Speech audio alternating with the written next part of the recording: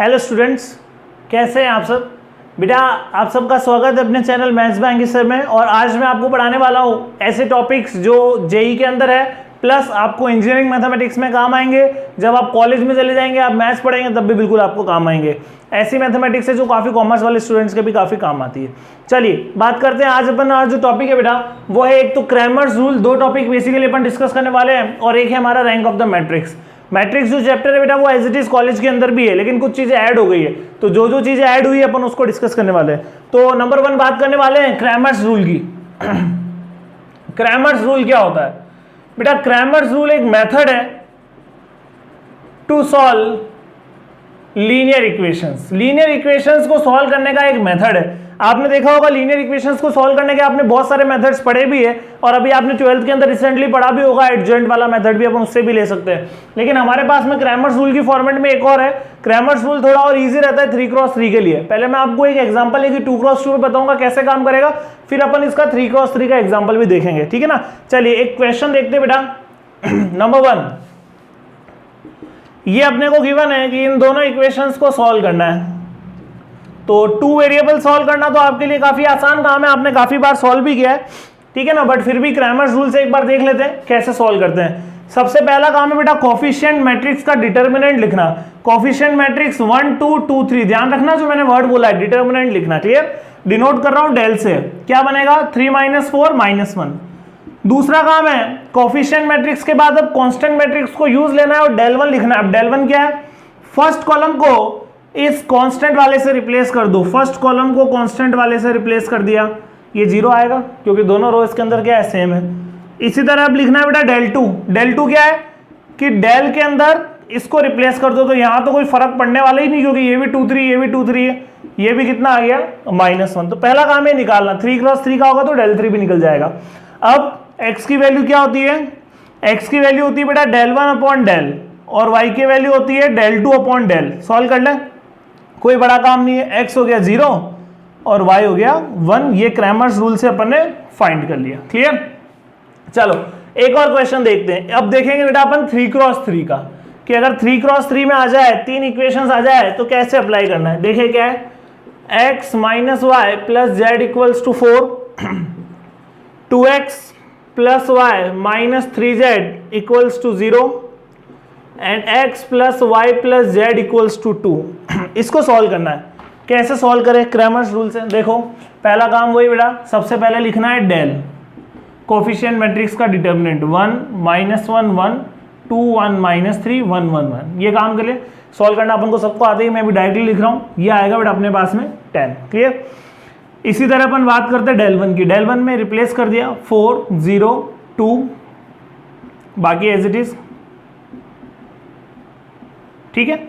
अब वापस से वो भी, इसको भी ओपन करना है, लेकिन इसको ओपन क्योंकि हमको एक यहाँ 0 दिख रहा है तो किसके अलोंग कर दूं मैं? C1 के अलोंग कर दूं। C1 के अलोंग अगर मैंने इसको ओपन किया बेटा 4 1 + 3 -0 + 2 3 -1, ये हो गया बेटा अपने पास में 20। 4 4 16, 2 2 4, ये हो गया 20। अब बात करते हैं डेल 2 की। डेल 2 में अब रिप्लेस करना है सेकेंड कॉलम को, ध्यान रहे सेकेंड कॉलम को रिप्लेस कर दिया। इस बार ओपन अपना होगा C2 के अलोंग, और आपको याद रहना चाहिए C2 में साइन चलता है माइनस प्लस माइनस, तो उसी माइनस प्लस माइनस के साइन को ध्यान में रखते हुए सबसे पहले बेटा ये डिलीट हुआ, 2 + 3 आ गया अपने पास में। नेक्स्ट ये -4 के साथ में आया, फिर तो 0 है, +0 फिर -2, और इसके साथ में अपने पास में आ जाएगा। यहां से देखो अगर ये और ये डिलीट कर दिया बेटा 3 - 2, ठीक है ना, यही बन रहा है। अच्छा ये -3 है, ध्यान रखना। तो -3 -2, ये अपने पास में हो गया माइनस का 20 प्लस का 10, मतलब -10। अब बात कर लेते हैं डेल 3 की। डेल 3 थर्ड कॉलम को रिप्लेस कर दो। थर्ड कॉलम को रिप्लेस कर दिया बेटा, इस बार ओपन C3 के अलोंग हो जाएगा। C3 के अलोंग ओपन कर दिया, ये आया 4, ये गया 2 - 1 फिर 0 फिर प्लस, और यहां से आया बेटा 2 1 प्लस, ठीक है। तो ये मेरे हिसाब से बन गया 10। क्लियर? सबसे पहला काम निकाल लिए। अब x y z की वैल्यू, तो जैसा मैंने बताया x डेल 1 अपॉन डेल, तो कितना हो जाएगा del 1 upon del 20 upon 10, 2 y del 2 upon del कितना हो जाएगा बेटा -1, और z del 3 अपॉन डेल कितना हो जाएगा 1। ये अपन ने क्या निकाल लिया, क्रैमर्स रूल से इक्वेशन सॉल्यूशन अपन ने फाइंड कर लिया। अभी समझाया आपको काफी धीरे, बट अगर आप इसको एग्जाम में यूज करोगे तो 3 इक्वेशंस को सॉल्व करने के लिए ये सबसे छोटा मेथड है, ध्यान रखना, क्रैमर्स रूल को यूज करते हुए। ठीक है, ये क्रैमर्स रूल क्लियर। अब मैं आने वाला हूँ रैंक ऑफ द मैट्रिक्स पे। रैंक भी बड़ा इंपॉर्टेंट टॉपिक है। अब चलते हैं रैंक की तरफ। रैंक बड़ा टॉपिक भी है, थोड़ा बहुत आज डिस्कस करेंगे, थोड़ा बहुत बाद में देखेंगे इसको। समझेंगे बेटा। आप बात करने वाले अपन रैंक ऑफ द मैट्रिक्स की। रैंक, पहले मैं आपको इसकी जो प्रॉपर डेफिनेशन है वो बताता हूं, फिर मैं आऊंगा कि भाई इसका कंसेप्ट क्या है, सॉल्व कैसे करना है। देखो, a positive integer R is said to be rank of a matrix. कोई भी नंबर उसकी रैंक हो जाएगा कब, इफ, दो कंडीशन है बेटा। Condition number 1, every minor of r+1 vanishes. मान लो कि अगर रैंक 2 है तो 2 से बड़े जितने भी माइनर होंगे वेनिश होने चाहिए, मतलब उनका डिटर्मिनेंट 0 आना चाहिए। Next, at least 1 minor of r do not vanish. और जिसको भी अपन रैंक बता रहे हैं उसका खुद का ऑर्डर का माइनर जो है वो वेनिश नहीं होना चाहिए, वो खत्म नहीं होना चाहिए। अच्छा, ये तो रही बात है। इसके अलावा कुछ इंपॉर्टेंट बातें समझे बेटा। डिनोट करते हैं अपन इसको रो से, जो फिजिक्स में रो अपने काम आता है। रैंक ऑफ ए ऐसे लिखा जाता है। रैंक ऑफ ए 0 होती है कब, when A is a zero matrix. जब जीरो मैट्रिक्स आ जाए हमारे सामने, ध्यान रखना, जीरो मैट्रिक्स की रैंक हमेशा कितनी आएगी, 0। अगर मैट्रिक्स 0 नहीं है, फॉर नॉन जीरो मैट्रिक्स, अगर मैट्रिक्स 0 नहीं है तो ध्यान रहे हमेशा रैंक 1 या 1 से बड़ी होगी। मतलब रैंक की जो मिनिमम वैल्यू है वो जनरली क्या रहती है, 1, क्योंकि जनरली जीरो मैट्रिक्स के आपसे रैंक नहीं निकलवाते हैं। दूसरा, अगर मान लो कि एक मैट्रिक्स का ऑर्डर है बेटा m×n, स्क्वायर मैट्रिक्स नहीं है, और अगर आपसे कोई उसकी रैंक पूछे तो ध्यान रहे कि जो रैंक है वो m और n में से जो मिनिमम होगा उसके बराबर या उससे छोटी आएगी। हमको ये ध्यान रखना है। जैसे मान लो कि ऑर्डर 2×3 है तो रैंक या तो 2 होगी या फिर 2 से कैसी आएगी, छोटी आएगी। ये भी अपन को ध्यान रखना है। क्लियर? तो ये रैंक के बारे में कुछ छोटी मोटी बातें अपन को ध्यान रखनी। अब बात करता हूं कि बेसिक मीनिंग क्या है, बेसिक डेफिनेशन क्या है रैंक की, वो समझे। बेसिक डेफिनेशन समझने से पहले मैं आपको एक टर्म बताना चाहूंगा। अगर आपको क्लियर है तो बहुत अच्छी बात है, नहीं तो ध्यान रखना है। टर्म है बेटा जीरो रो। कि जीरो रो का मतलब क्या होता है, जीरो रो का मतलब है रो विच इज कंप्लीटली जीरो। ऐसी रो जो कंप्लीटली जीरो हो, ऐसी रो को अपन क्या बोलते हैं, जीरो रो बोलते हैं। अब रैंक की बेसिक डेफिनेशन क्या है, रैंक बेसिकली हमको यह बताता है number of non zero row after NE transformation. ये इसका बेसिक मीनिंग है। अब समझो हिंदी में, रैंक का मतलब हो गया बेटा कि कितनी नॉन जीरो रोज आएगी, आप कितने भी एलिमेंट्री ट्रांसफॉर्मेशंस लगा दो उसके बाद। एग्जांपल के तौर पे समझे, आपको आइडेंटिटी मैट्रिक्स याद होगा, ये मेरा आइडेंटिटी मैट्रिक्स। इस आइडेंटिटी मैट्रिक्स के अंदर अभी कोई भी रो कंप्लीटली जीरो नहीं है, मतलब नॉन जीरो रोज है सारी। अब सोचो जरा कि क्या तुम किसी भी रो को कंप्लीटली जीरो बना सकते हो क्या किसी भी ट्रांसफॉर्मेशन के बाद में। तो कोई भी ट्रांसफॉर्मेशन यहां पर लगा दो, ये तीनों 1 कभी भी जीरो नहीं बन सकते, चाहे तो रो लगाओ चाहे तो कॉलम लगाओ। तो इसकी जो रैंक है, इस मैट्रिक्स की जो रैंक बनी वो कितनी बनी, 3 बन गई, क्योंकि नंबर ऑफ नॉन जीरो रोज, एक मैट्रिक्स में नॉन जीरो रोज कितनी होगी ये हमको बताता है हमारा रैंक। ये रैंक का बेसिक कंसेप्ट है। इसको डेफिनेशन को आप ध्यान रखेंगे तो आपको बहुत हेल्प मिलेगी। अब रैंक निकालने के अलग अलग मेथड्स दिए गए हैं, ठीक है ना। आज अपन एक मेथड डिस्कस करने वाले, आने वाली वीडियोस में अपन और भी डिस्कस करेंगे। क्लियर? रैंक का बेसिक मीनिंग समझ में आ गया। अब अपन आगे बढ़ते बेटा, methods to find rank.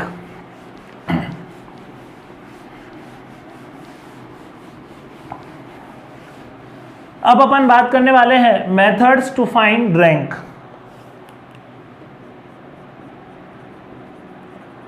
Methods to find rank, rank निकालने के मेथड्स कितने हो सकते हैं, मैं आपको क्लियर कर दूं कौन कौन से मेथड्स मैं आपको बताने वाला हूं। नंबर 1 बाय डिटर्मिनेंट मेथड, जो इजी रहता है लेकिन कभी कभी बहुत कॉम्प्लिकेटेड हो जाता है, ध्यान रखना है, जो बेसिक डेफिनेशन पे काम भी करेगा हमारा।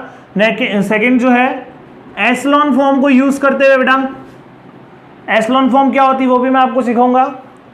और तीसरा बेटा बाय नॉर्मल फॉर्म, और नॉर्मल फॉर्म क्या होती है वो भी मैं आपको सिखाऊंगा। ये दोनों अपन आने वाली वीडियोस में डिस्कस करेंगे। आज अपना जो मेन फोकस रहेगा वो केवल किस पे रहेगा, डिटर्मिनेंट मेथड पे। डिटर्मिनेंट मेथड को कैसे यूज करना है, जो माइनर वाला जो कंसेप्ट अपन ने जो डेफिनेशन में सीखा है उसको कैसे यूज करना है।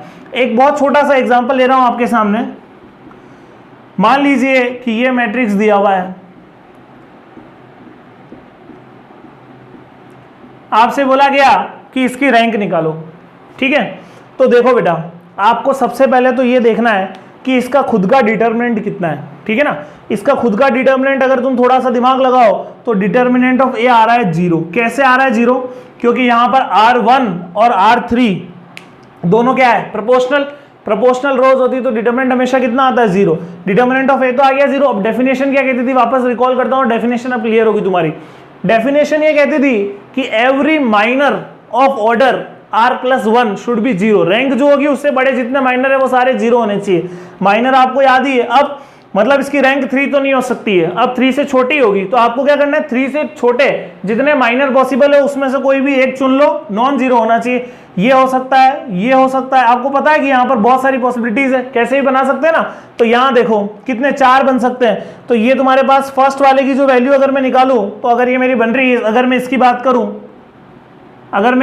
करूं, तो ये हो गया -8, मतलब ये नॉन जीरो आ गया। नॉन जीरो आ गया तो बेटा इसकी रैंक कितनी हो गई, 2। अगर वो डिटर्मिनेंट खुद 0 हो रहा है, वो मैट्रिक्स खुद 0 हो रहा है, तो उससे छोटा माइनर देख लो। अब मान लो यहां पर कि 2 क्रॉस 2 भी 0 हो जाता, सारे ही 0 हो जाते, अपन को निकाल के 4 देखना है। मान लो सारे ही 0 हो जाते, तो क्या करते, तो फिर अपन ये करते कि फिर एक सिंगल एलिमेंट 2, दो तो नॉन जीरो है, तो उस टाइम पर रैंक कितनी कहलाती है उसकी, 1 कहलाती है। अभी और भी क्वेश्चन देखेंगे, ये आपको थोड़ा बहुत क्लियर होगा। अच्छा, किसी के मन में कोई डाउट हो तो ये भी बता दूं बेटा, माइनर को बहुत सारी जगह सब मैट्रिक्स से भी बता रखा होगा कि आप सब मैट्रिक्स निकाल रहे हैं ना। माइनर और सब मैट्रिक्स बात है कि एक मैट्रिक्स का एक छोटा पार्ट अपन ने अलग कर दिया। चलो कुछ और क्वेश्चंस देखते हैं रैंक को लेकर। एक और क्वेश्चन है बेटा ये मेरे पास, इसकी रैंक निकालनी है अपन को। बड़ा है ये थोड़ा सा, 1 3 4 3 3 9 12 9 -1 -3 -4 -3। अपन को इसकी रैंक निकालनी है। सबसे पहले तो समझो, सबसे पहले इसका ऑर्डर देखो। इसका ऑर्डर हो रहा है बेटा 3 क्रॉस 4। तो 3 क्रॉस 4 अगर इसका ऑर्डर हो रहा है तो नंबर 1 कि इसकी रैंक या तो 3 होगी या 3 से छोटी होगी। क्लियर? इसके माइनर कौन कौन से बन सकते हैं, तो सबसे पहले तो 3 क्रॉस 3 वाले माइनर देखो, क्योंकि 3 क्रॉस 3 में एक पॉसिबिलिटी ये है, एक पॉसिबिलिटी ये है, एक पॉसिबिलिटी अपने इसको इसको और इसको ले लिया। 3 तरह की पॉसिबिलिटीज अभी हमारे सामने आ रही है। अब कोई सी भी लो, तुम थोड़ा सा दिमाग लगाना बेटा कि तुमने यहां पर कोई सा भी 3 क्रॉस 3 का माइनर सेलेक्ट किया, उसके अंदर ये तो आएगा ही आएगा। और ये दोनों रोज कैसी है, प्रोपोर्शनल। तो every minor of 3 cross 3 will be 0। कोई भी माइनर निकालो हमेशा वो कितना आएगा, 0 आएगा 3 क्रॉस 3 का। तो क्लियर? तो बिल्कुल हमें 3 क्रॉस, देखो रैंक 3 तो हो ही नहीं सकती। क्यों नहीं हो सकती? क्योंकि 3 क्रॉस 3 का माइनर क्या हो रहा है, 0। अब मेरा काम क्या है, अब 2 क्रॉस 2 के माइनर को पकड़ना है। 2 क्रॉस 2 के माइनर को पकड़ा, सबसे पहला मैंने इसको पकड़ा, ये मेरा आ रहा 9 -9 9 -9 0, मतलब ये भी पॉसिबल नहीं है अभी के लिए। यहां दिमाग लगाना, 12 ये भी 0 हो रहा है, यहां से कोई मतलब है ही नहीं। यहां देखो बेटा -9 + 9 0 हो रहा है, मतलब यहां हमें क्या देखने को मिला कि 3 क्रॉस 3 के माइनर तो 0 हो रहे, साथ में 2 क्रॉस 2 के भी हो रहे हैं। Every minor of 2 cross 2 will be 0, वो भी हमारा 0 आ गया। 2 क्रॉस 2 का भी, तो वो भी पॉसिबल नहीं है। तो इसका मतलब रैंक कितनी है इस मैट्रिक्स की, इस मैट्रिक्स की रैंक हो गई 1। नॉन जीरो अगर रैंक हो ही नहीं सकती, ध्यान रखना एक तो कि रैंक यहाँ पर 0 नहीं हो सकती। क्यों नहीं हो सकती? क्योंकि ये नॉन जीरो मैट्रिक्स है। अगर ये 0 मैट्रिक्स होता तो इसकी रैंक कितनी हो जाती, उस केस में 0 हो जाती। अभी इसकी रैंक कितनी आ गई, 1, क्योंकि मैंने क्या है कि यहाँ पर केवल 4 को अगर ले लिया ना, जैसे 3 क्रॉस 3 का माइनर निकाला, 2 क्रॉस 2 का निकाला, 1 क्रॉस 1 का ले लिया, तो नॉन जीरो एलिमेंट है, नॉन जीरो एलिमेंट है तो मिल गया। मेरे को यही चाहिए डेफिनेशन वापस से रिकॉल कर रहा हूँ, ध्यान से सुनना। डेफिनेशन क्या थी, every minor of order r+1 should be 0। तो बिल्कुल अगर रैंक 1 है तो उससे बड़े जितने माइनर पॉसिबल है सारे 0 होने चाहिए, 2x2 3x3 दोनों 0 है, और इसका एटलीस्ट 1 माइनर कम से कम एक चाहिए। हमारे तो सारे के सारे कैसे हैं, नॉन जीरो। मतलब अगर यहाँ पे सब जगह भी 0 होता, केवल ये 1 लिखा होता, तो भी इसकी रैंक कितनी आ जाती, 1 आ जाती। ठीक है, और देखते बेटा एक क्वेश्चन और देखते हैं, डिटर्मिनेंट मेथड से ही सॉल्व करेंगे उसको भी। यही कर लेते, चलो इसको हटा देता हूं मैं। डिटर्मिनेंट मेथड से एक और क्वेश्चन की बात कर रहा हूं मैं। ये है मेरा मैट्रिक्स 4 2 1 3 6 3 4 7 2 1 0 7, ये मेरा हो गया मैट्रिक्स। ठीक है, इसकी अपन को वही काम करना है, अपन को क्या करना है, रैंक निकालनी। तो सबसे पहला वही देखो, इसका ऑर्डर हो रहा है बेटा आपस 3x4, 3 रो 4 कॉलम, तो रैंक कम से कम 3 या फिर 3 से ज्यादा होगी। पहला काम, आप कोई भी 3x3 का डिटरमिनेंट उठा लो, ये उठा लिया मैंने, इसको सॉल्व करके देखता हूं कि कितना आएगा। 4 6 2 2 3 1 1 4 0। वैसे तो दिख रहा है मुझे कि ये दोनों कॉलम्स, देखो बेटा ये दोनों कॉलम्स कैसी है, प्रोपोर्शनल है ना, तो ये वैल्यू तो कितनी आ जाएगी, 0 2 2 4 3 1 × 2। सॉल्व करने की जरूरत नहीं, इसको हटाओ, दूसरे को लेते हैं, इसको ले लेते हैं। क्या ये भी 0 हो रहा है क्या, 2 3 1 1 4 0 3 7 7। प्रोपोर्शनल तो जैसा कुछ दिख नहीं रहा है, ओपन ही करना पड़ेगा। ओपन में इसके अलोंग कर रहा हूँ क्योंकि इसमें एक 0 है, इसके अलोंग ओपन किया बेटा, 1 7 -12 -0 +7, इसको हटाया, 4 2 8 -3, देखो कितना हो गया, यहाँ से आया -5, यहाँ से आया बेटा 5 7 35, 8 -3 35, तो ये आ गया 30, नॉट 0 आया। तो हमारी डेफिनेशन क्या थी, every minor of order r+1 तक तो जाने ही नहीं, अपन 3 पे ही बात कर रहे हैं, तो हमारा r का एक एटलीस्ट 1 माइनर नॉन जीरो आना चाहिए, तो बिल्कुल आ गया नॉन जीरो। तो इसका मतलब जो हमारी इसकी रैंक है बेटा वो कितनी हो गई, 3 हो गई। अगर 3x3 का हर माइनर यहाँ पर क्या हो रहा होता, 0 हो रहा होता, तो फिर हम क्या करते कि हम 2x2 पे जाते, फिर हम 1x1 पे जाते, लेकिन हम यहीं पे ही सेटिस्फाई हो गए। क्लियर। तो ये जो मेथड मैंने आपको भी सिखाया है, इस मेथड को अपन बोलते हैं डिटर्मिनेंट मेथड। ये मैंने डिटर्मिनेंट मेथड से निकाला है। कभी कभी ये बहुत ज्यादा कॉम्प्लिकेटेड हो जाता है, क्योंकि आप यहाँ देख रहे होंगे कि बहुत सारे डिटर्मिनेंट निकालने पड़ सकते हैं। तो उस कॉम्प्लिकेसी को दूर करने के लिए अब मैं आपको नेक्स्ट वीडियो में बताऊंगा इसकी एस्लोन फॉर्म से रैंक कैसे निकालते हैं और नॉर्मल फॉर्म से रैंक कैसे निकालते हैं। ठीक है, तो आज के लिए बस इतना ही। कैसा लगा आपको जरूर बताएं। आप चैनल पर नए हैं तो सब्सक्राइब कर लीजिए बेटा, क्योंकि मैं रेगुलरली कॉलेज 12th 11th या IIT वगैरह के लिए वीडियोस पोस्ट करता रहूंगा। Okay, thank you.